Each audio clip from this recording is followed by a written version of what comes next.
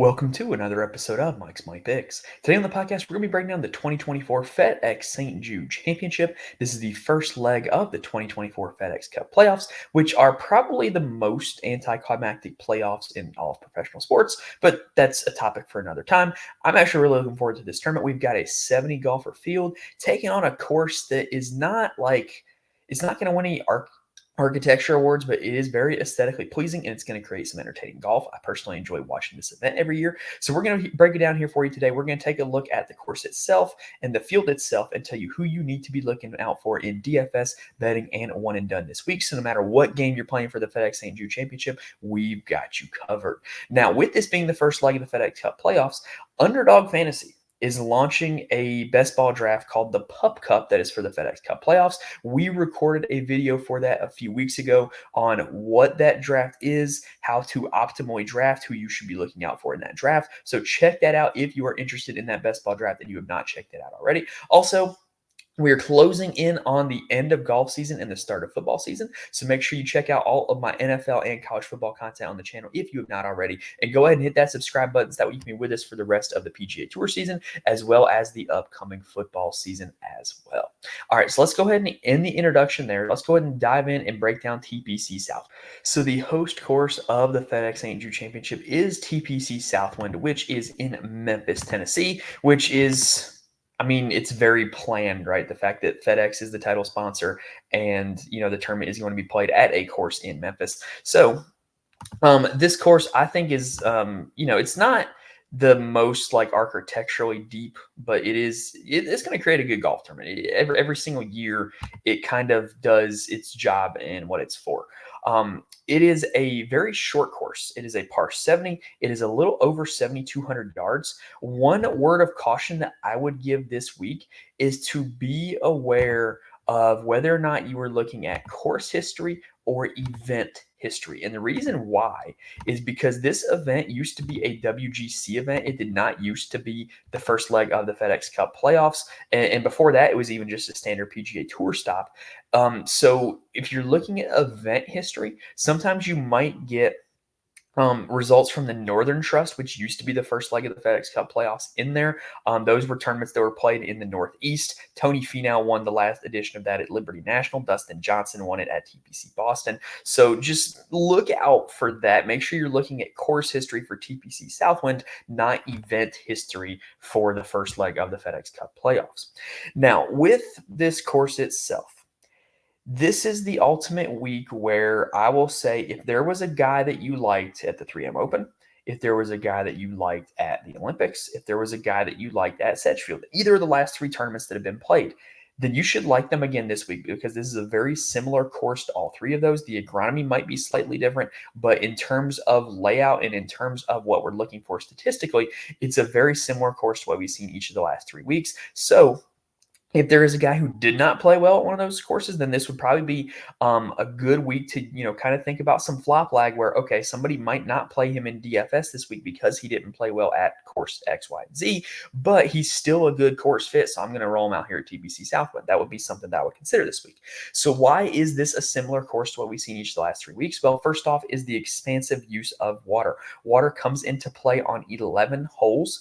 This is not a course to just bomb and gouge and wail away with driver, because if you have a big miss off the tee, you are going to be putting it in the drink.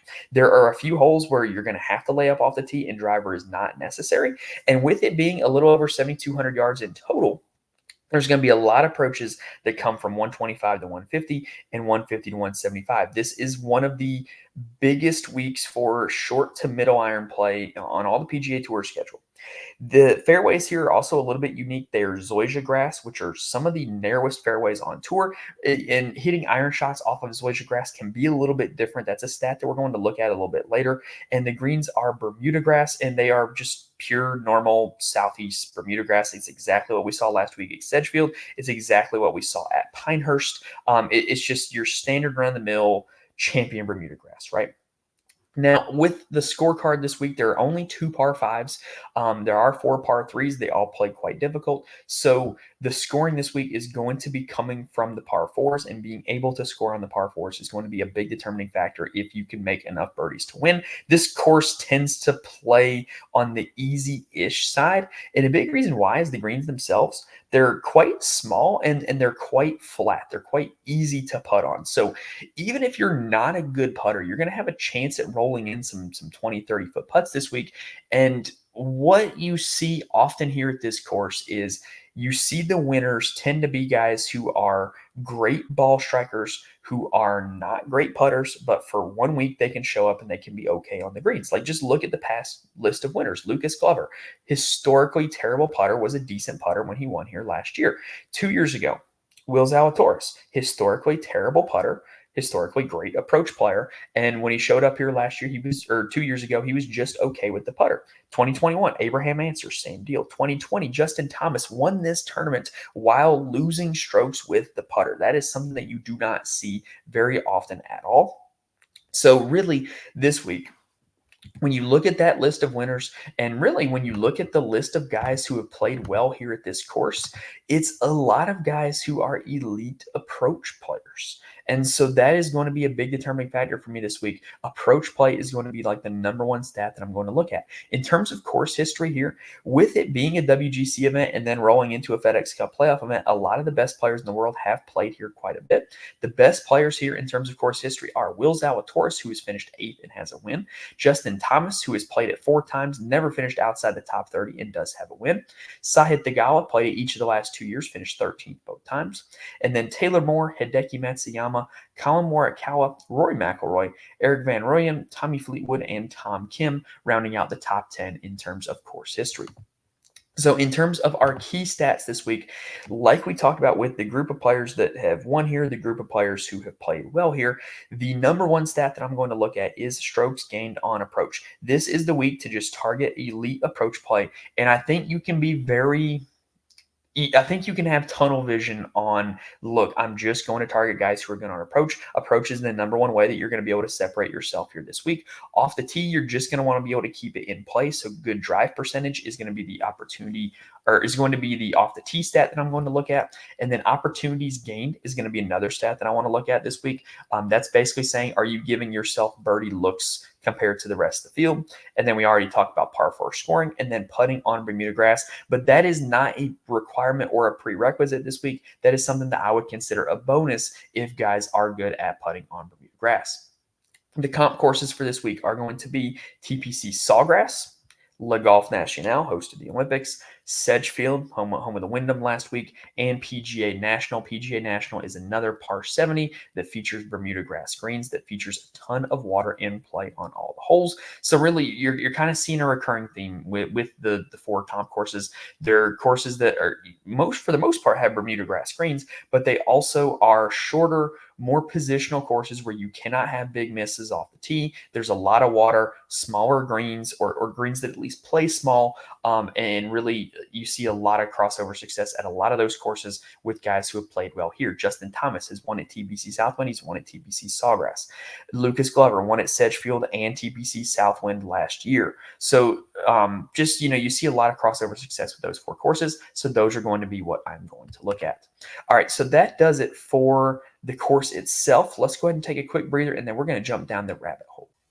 All right, so if you've been with us for the entirety of the PGA Tour season, you know that when I say dive down the rabbit hole, I'm referring to the rabbit hole, which is a tool from BetSperts Golf that allows you to do all kinds of different filters and conditions with stats in order to really dissect and take a look at specific skill sets that golfers have, and then throw it into a custom model and then see how it all pans out. This has been a big tool for me this season, allowed me to find some guys that I might not have otherwise found, and has been big in me winning money in DFS and betting this year. So the top 10 golfers, the first thing I'm going to look at, like we talked about, is going to be strokes gained on approach for the calendar year 2024. And so with approach being the most important stat, that's going to be the number one thing I look at. And the top 10 golfers in the field on approach in 2024 are Scheffler, Connors, Hoagie, Schauffele, Lowry, Finau, Rye, Oberg, Siwoo Kim, and Alex Noren.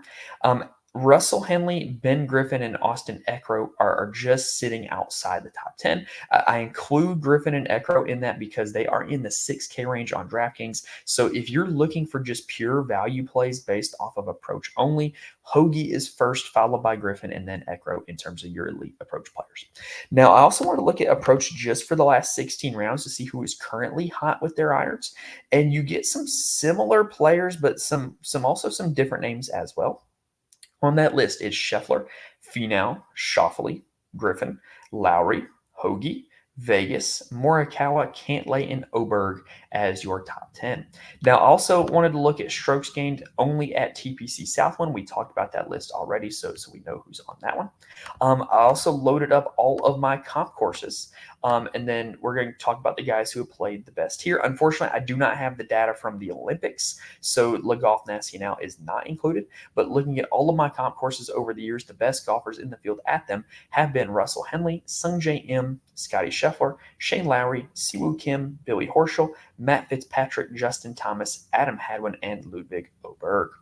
Now, when you also look at just the southeastern United States, we're talking North Carolina, South Carolina, Tennessee, Georgia, Florida. I think that's about it in terms of places to host a PGA Tour event. I want to see guys that play well in the Southeast because you typically see a lot of parkland golf courses with a lot of water hazards with Bermuda grass greens in the Southeast. And so who are the best players in the Southeast? Well, it's not really that much of a surprising list. Scheffler, Schauffele, McIlroy, Thomas, Hovland, Fitzpatrick, Henley, M, Connors, and Oberg as your top 10. Now, I wanted to look at for off the tee. We talked about good drive percentage in the key stats. We're going to get to that, but I also wanted to look at strokes gained off the tee at courses with a high missed fairway penalty or high water danger, right? So the top 10 in the field in that. So these are guys that are keeping it in the fairway at a long distance and keeping it out of the water. The top 10, Hovland, Bhatia, Scheffler, Morikawa, Matsuyama, Oberg, Connors, Young, Harmon, and Minwoo Lee.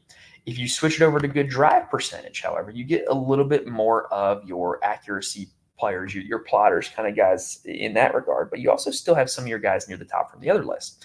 The top 10 for good drive percentage on courses with a high missed fairway penalty or high water danger. Straka, Hovland, Harmon, Bhatia, Fleetwood, Henley, Scheffler, Morikawa, Oberg, and Pavone. Pavone was a very surprising name there for me. Now, I also want to look at strokes gained ball striking on courses with just a high water danger, just because what you get with this is you get guys who are very intelligent about where they place their shots. They avoid the water. They keep it out of trouble. Top 10 in that category.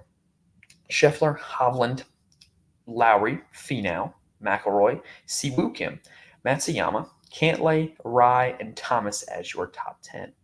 Now, I also wanted to look at strokes gained approach from Zoysia grass fairways. So this is including, off the top of my head, the Byron Nelson. TPC Craig Ranch has Zoysia grass fairways. Valhalla, home of the PGA Championship this past year, had Zoysia grass fairways. And I think there's the only two that mid-played this calendar year that have Zoysia fairways. So the top 10 in this regard are Hovland, Zalatoris, Matsuyama, Schauffele, Thomas, Scheffler, English, Morikawa, Knapp, and Henley. Now, I also want to look at strokes gained putting on Bermuda grass. Like I said, this is not a prerequisite this year, but it is a bonus, especially if guys are increasing their baseline on from putting on all surfaces to putting on Bermuda grass.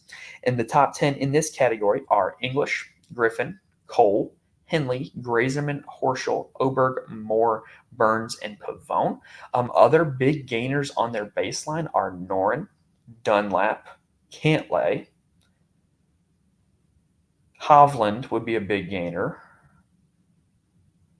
On Griot and Bradley, I would consider big gainers. Kirk and Taylor, Davis and Spieth, I would consider big gainers. Now, there are some big losers on their baseline as well. The biggest losers on their baseline, Hughes, Schauffele, McCarthy, Day are all big losers. Fitzpatrick's a pretty big loser. Pendrith, McIntyre's a pretty big loser. Adam Scott's a real big loser. Morikawa's a real big loser. So that's what we got from putting.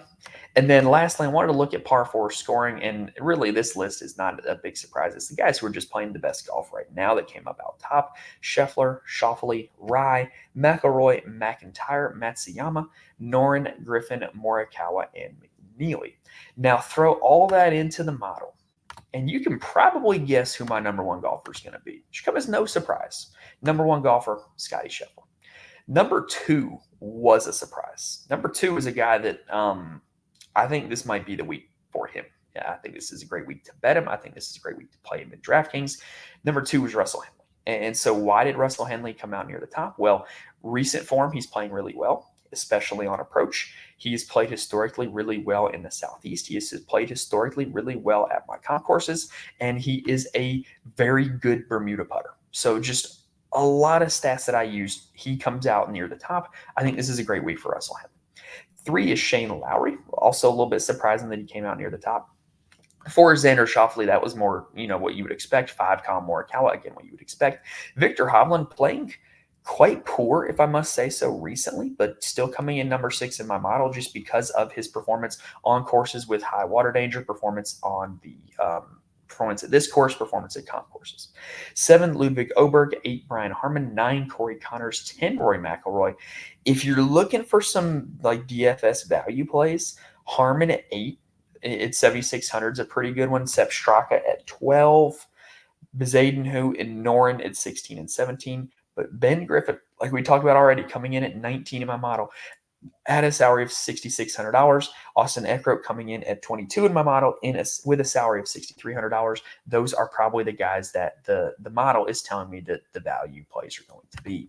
Now, I'm going to tinker with this model all week long. This is just the first run of it. So every Wednesday for every PGA Tour golf tournament and then every live golf tournament on Thursdays, I publish an article on my Patreon, patreon.com/Mike'sMoneyPicks, with my DFS scores for both FanDuel and DraftKings, as well as the final top 10 for my model and the reasoning why my core plays are my core plays and why the model is the model, with a full write-up every single week. So if you are interested in that, head on over to the Patreon, patreon.com/Mike'sMoneyPicks. You will also get access to all of our college and pro best ball tools, as well as our official fantasy football rankings for the 2024 season, which will be going up later this week. So if you were interested in any of that, patreon.com/Mike'sMoneyPicks is where you need to go for that. All right, let's go ahead and take a quick breather, and then let's take a look at the board. So we're going to do things slightly differently this week and kind of show the DFS salaries from the rabbit hole, because they have them on here. And so looking at this board from a DFS perspective first, then from a betting perspective, Scotty Sheffer is the top price golfer in the field at $12,400. Makes a lot of sense. I think that there is a chance that Scotty Sheffer just boat races this entire field. And the reason why is because you look at the comp courses, TPC Sawgrass, Le Golf Nacional, who won at both those comp courses? Scotty Sheffer, who is really good at courses with high water danger, with clearly defined hazards and approach shots of all kinds. Scotty Sheffer, who's really good at keeping their ball clean off the tee. Scotty Sheffer. Like, he just checks off so many boxes for this course. The only nit that you can pick in Scotty Scheffler's resume is that he is not exactly a great player at TPC Southwind. The 2 times that he has played here recently, in terms of it being the first week of the FedEx Cup playoffs, he missed the cut in 2022, finished 31st last year. But last year, he was great as a ball striker, gaining almost a full stroke per round, lost all of it on the greens. 2 years ago, lost almost 2 strokes per round on the green. That's very difficult to do. So with his profile being what it is, I think that Scotty Sheffer this week is a very solid play in DFS. I don't think that it is a great idea to bet him outright at the number he's at, but I think it's very likely that he wins this tournament. I think that betting him is probably even plus expected value, because you look at his history of playing these smaller events at this type of golf course, and he's just dominated them all season long. So I think that Scotty Sheffer is very likely your winner this week. In DFS formats, I think that if you're going to play Sheffer, I think he's going to be quite highly owned. Then I think that it is very wise to play him in a way that is different than the other lineups will play him. So look, for instance, if we're looking at it on DraftKings, if you play Scheffler just alone, the remaining salary average is going to be $7,500. So what you can do is you can just kind of pepper the 7K range and go up and get yourself one 8K player, right? So just, I'm not playing this lineup, but just for instance, I think a chalky build would be to go like Zalatoris, Bhatia, Thompson, and then say like, I don't know, like Tom Kim and Keegan Bradley. There's your lineup, right? So you have Scheffler, one player in the 8K range, and then the rest in the 7K with ignoring the 6K range. The other way to play Scheffler that people are going to do is going to be to go with like somebody like Morikawa as the second golfer in, and then go get two guys from the 6K range. We'll just do Ekro and Vic Perez, and then they have 7,400 remaining, and they're going to get two guys from the 7K range, right? So what I would recommend doing is getting away from those two builds if you're going to play Scheffler. So get Scheffler, and then go get yourself, say, like two guys in the 8K range, and then two guys in the 6K range, and then build it out from there. Something like that. Like, just be different from what the normal build is going to look like from what all the Scheffler builds are going to be the easy clicks. That would be my opinion if you are building a Scotty Scheffler lineup for this week. Now, looking down the board from there, I'm probably going to be significantly under the field on Xander Schley. Yes, he's won 2 majors this year. Yes, he has been like by far the second best player in the world behind Scotty Sheffer. But the one thing that kind of concerns me a little bit is his history at this event. I don't think that this course shapes up all that well for him.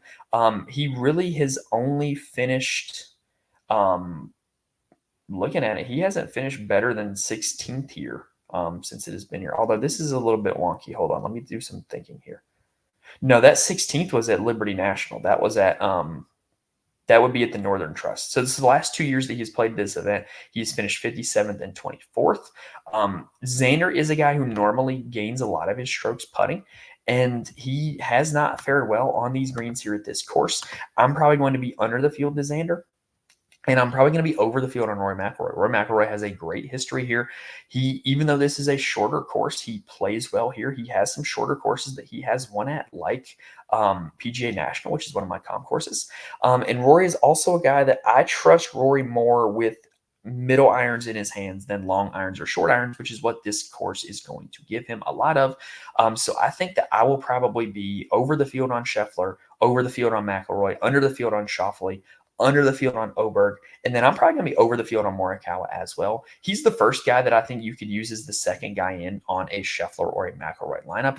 But what I like about Morikawa is that he is just starting to peak on approach. We do not have the breakdown here in the rabbit hole, but if you looked at the results from the Olympics, he had his best approach week of the season at the Olympics, and really his approach was trending in that direction, right? Like he has gained strokes on approach in every tournament since the PGA Championship, and Collin Morikawa, when he does that, it usually turns into a win at some point.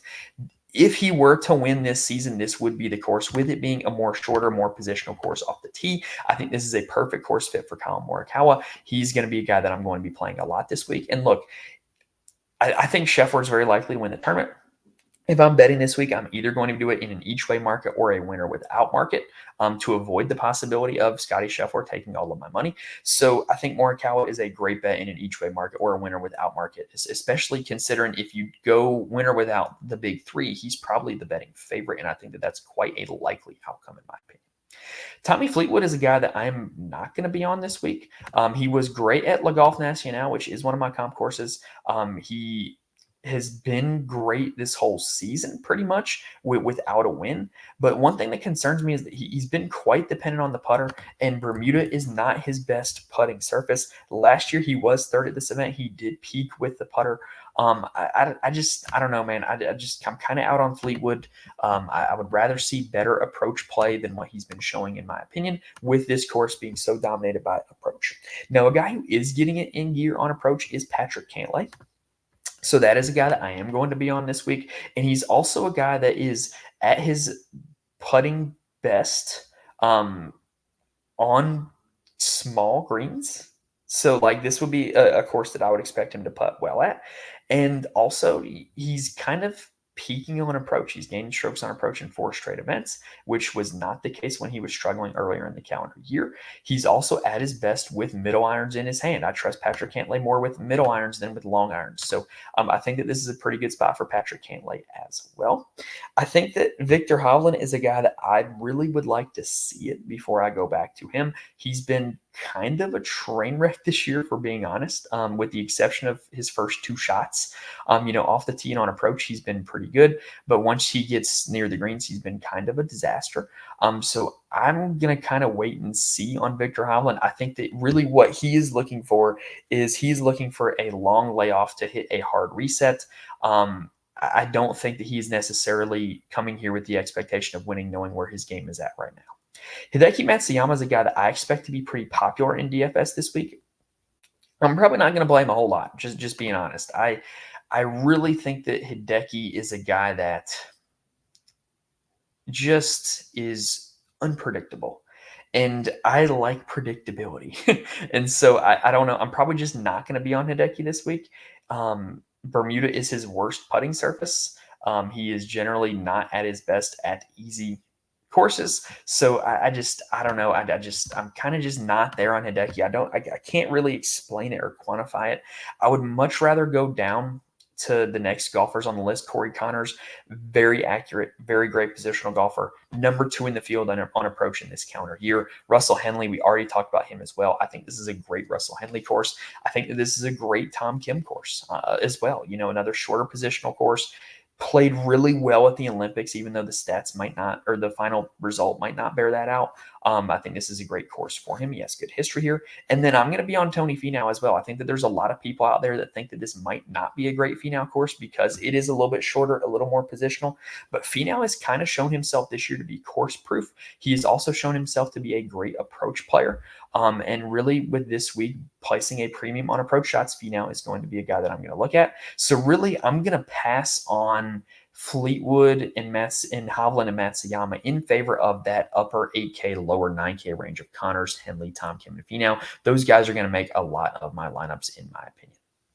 Now, looking down the 8K range, there's not that many guys that are coming in with better form than Billy Horschel. He's coming in off of the runner-up at the Open Championship and then was really good at the Wyndham. What we like to see at the Wyndham and the Open is that he was really elite on approach, and this is going to be another course where he's going to have very similar clubs in his hand. It's going to be another short and middle iron test as what he saw at the Open, what he saw at the Wyndham. So I think that this is a really good spot for Billy Horschel. He's at his best in the Southeast. He has good history here.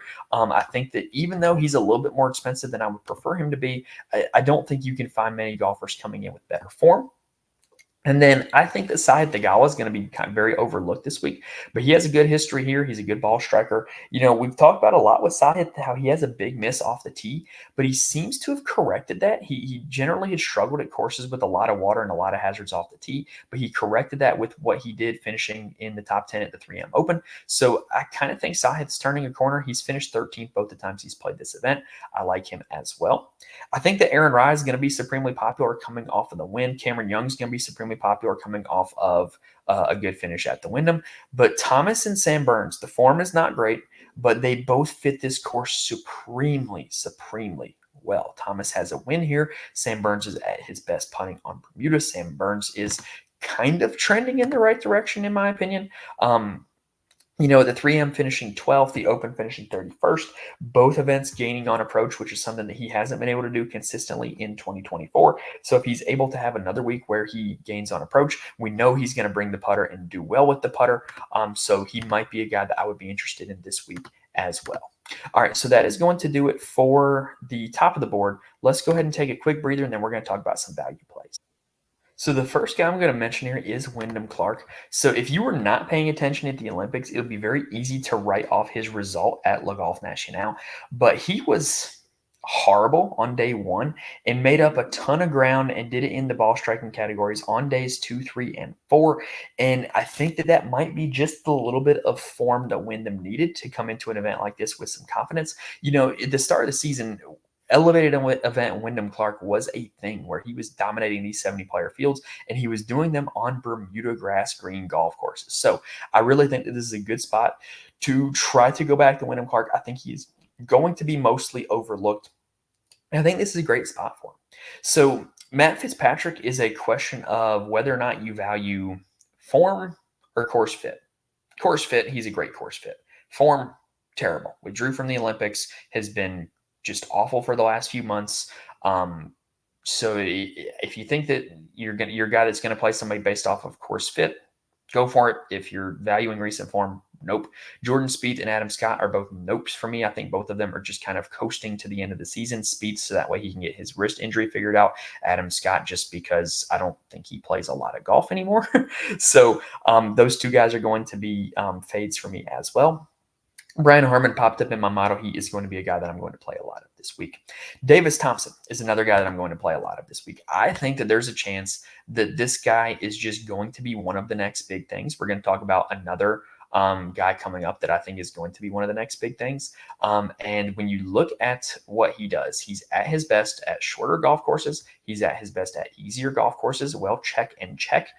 He's also coming in with a form that is very solid off the tee, very solid around the green, very solid with the putter. Hasn't gained strokes on approach since the John Deere Classic. But if you look at his results before this recent stretch, he was always gaining strokes on approach. So if he's able to bring that approach play back, then he has the rest of the game to absolutely complement everything he needs. He just needs that approach component to show up this week in order to have a good week. Sepp Straka is another guy that I think this is like a perfect course for. He was runner-up here when Will Zalatoris won. You cannot see it, but at the Olympics, he was one of the best in the field on approach, even though the result overall was not that great. And he continues to be an elite approach player week in and week out, which is what we value here at this course. And off the tee, he's consistently gaining there as well. He's not going to put himself in big trouble off the tee. He's at his best at these positional golf courses. Sepp Straka is another guy that I'm going to be getting to this week in my DFS lineups, as is Akshay Bhatia. This is another guy that I think is going to be the next big thing in golf. It's easy to remember that he is only 22 years old. And, he did miss the cut at Sedgefield, which is not what we want to see. But the ball striking, he was still an overall net positive. He was also an overall net positive with the putter, which he does not do very often. But I just think that he's going to be at his best at positional courses. He's going to be at his best where he has a wide variety of clubs in his hand on approach. You look at the tournament he won at the Valero Texas Open. That's a course that is going to use your whole bag in terms of your wedges to your long irons on your second shot. And this is another course that, it's going to be a lot of middle irons, but there's going to be some shorter and longer ones as well. I think that if he's able to bring that approach play that he can spike and have, then this is going to be a great week for Akshay. He's at his best putting on Bermuda greens, so I think that this is a really good spot to get the Akshay at 7,300 as well. Now, from there's really it kind of, to me, this is a week where the 7K range, once you get to about 7,100, isn't all that different from the guys in the 6K range. Will Zalatoris is intriguing to me. He's so intriguing to me. He does have the win here at this event. However, statistically, I don't really know what to do with him. The approach play is still there. It's always there for Will. The putter is still not there. It's never there for Will. But if we're saying that this is an easy putting course, approach play matters, well, then he's a guy that you've got to consider just because of what he is generally able to do with his irons. You look at like this level of the field, you see a lot of poor approach players. He is not one of them. And so at $7,000, I think he makes a lot of sense. Max Grazerman coming up off of the runner-up at the Wyndham, which, by the way, let's go ahead and talk about the Wyndham. So with the Wyndham Championship, I mentioned last week how it is in my backyard. I was not able to go. The day that I would have been able to go would have been Thursday, or if they had a Monday finish, I would have been able to go. But obviously, they didn't end up playing on either of those 2 days unless you're Matt Kuchar. So, didn't get to go to it, which stinks, but it is what it is. Like, I got to watch plenty of it on TV. And really, I think the weather caused a ton of variables in results. And I think guys missing the cut, I'm willing to forgive. I had a decent amount of Aaron Rye in my DFS lineups. I did not have any Max Grazerman. I did not have any Matt Kuchar. It was not a great week for me in DFS. Just had too many 5 for 6s that were doomed by either Shane Lowry or Siwoo Kim. A lot of my thinking was that Lowry is actually a great rain player, and with it being wet, I thought he was going to be great. He was not. Billy Horschel was a guy that I did put more of in my lineups on Wednesday night and on Thursday because he is also a great rain player, and so that paid off a little bit. But just not a great week at the Wyndham, and really disappointing considering it is the tournament that's in my backyard. Looking forward to it next year already, though. So Max Grazerman, he runner-up at both the last 2 events, and really he's done it in all the categories. You're looking at a lot of green in his profile in terms of the last 2 weeks. That's a good thing. The downside is the mental toll of, hey, he had this tournament in hand. It was going to be his first PGA Tour win. Then he tees it off and hits it into a house. And then he 3-putts from 3 feet. Like, I don't know mentally where he's at. From a statistical standpoint, he's in a great spot. The one thing I would caution is that those are significantly weaker fields than what he saw or than what he's going to see this week. The counterpoint would be that they're similar courses to what he's going to see this week. So I think that the mental thing, which I'm not a psychologist, I can't get in his head. The mental thing is going to determine whether or not I play him. Do I think that he is actually in the right headspace and he's going to be able to bounce back from that kind of a choke job on Sunday, or is he going to flounder and not come with his best results this week?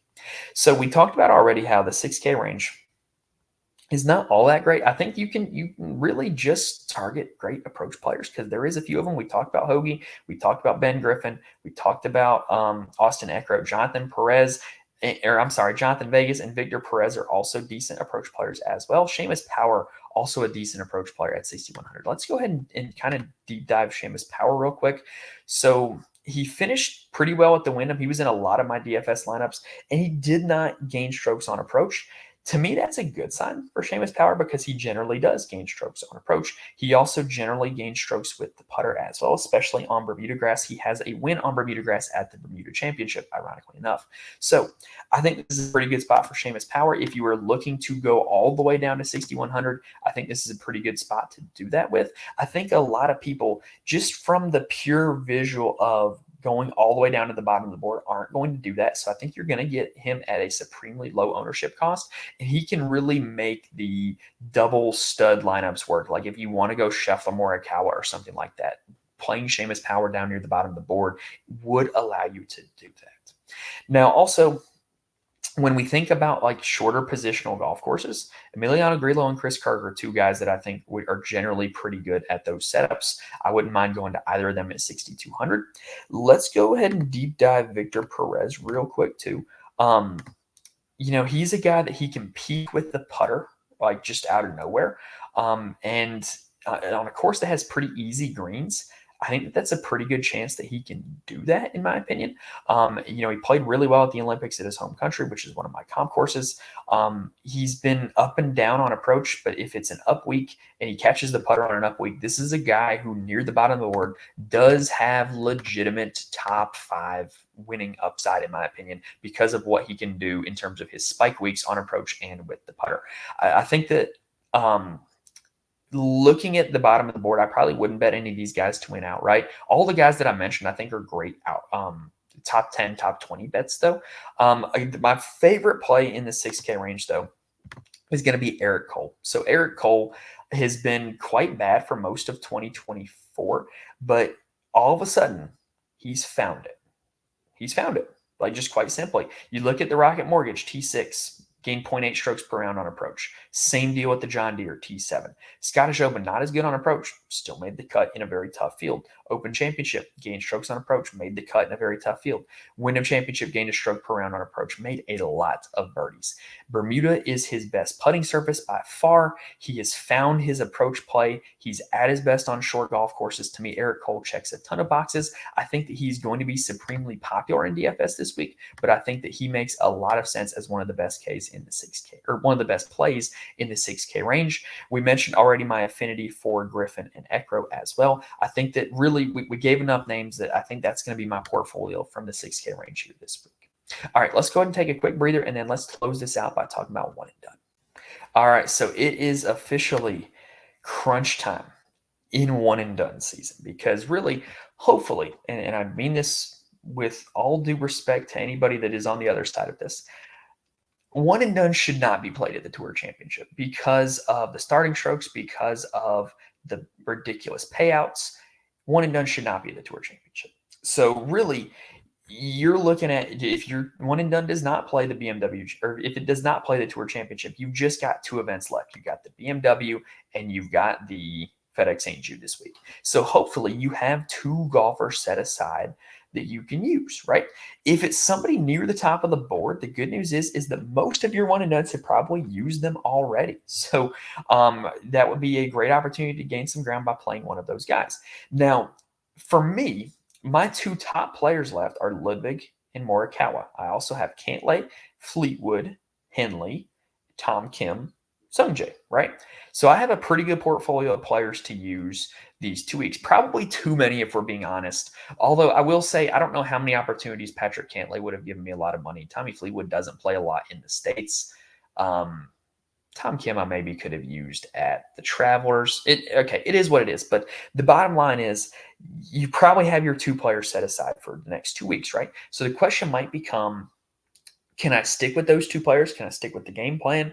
Or which one do I need to play where? Well, next week is going to set a PGA Tour record for the longest course played by the PGA Tour. It's over 8,000 yards. However, the asterisk is it is going to be played at altitude in Denver. So it is not going to play like an 8,000-yard course. It is going to play much more like a probably 7,500 yards, slightly above average length course. I think it's going to play very similar to Muirfield Village. So basically, if you have two guys this week, the guy who's more distance-based, the guy who's a better long iron player, the guy who's better at major championships, I would consider that guy next week. Your guy who's your more shorter, more positional player, your more better run-of-the-mill PGA Tour course player, I would consider this week. So for me, looking at Ludwig, Morikawa, Cantlay at the top of my board, right? I think Morikawa is the guy that fits the best this week by far. However, here's the catch. I'm currently sitting in the middle of the road. I need to gain ground to cash in this one and done. So the question becomes, can I gain enough ground by picking Collin Morikawa and him winning? This is where the availability comes into play. 20% of people have Morikawa left. So you got to feel like a lot of the people that have Morikawa left. However, it's only 7 people ahead of me that have Morikawa left. I think that is going to be a pretty good opportunity for me to play Collin Morikawa and gain a lot of ground. If I was further near the back, or if Morikawa had more availability, then I would come down here to somebody like Tom Kim, who is not going to be played by a whole lot of people, or even Russell Henley, who I do not think is going to be played by a whole lot of people. So that would be my strategy this week, is figure out your two guys for this week and next. Figure out whether you can play them by your position and then go from there. All right. So for me this week, knowing that only 7 people ahead of me have Morikawa, I am going to roll the dice and pick Morikawa. And then next week, I've got Ludwig, I've got Cantlay, I've got other guys if I need to figure it out next week. All right, so that is going to do it for this episode, y'all. So we previewed the FedEx St Jude Championship.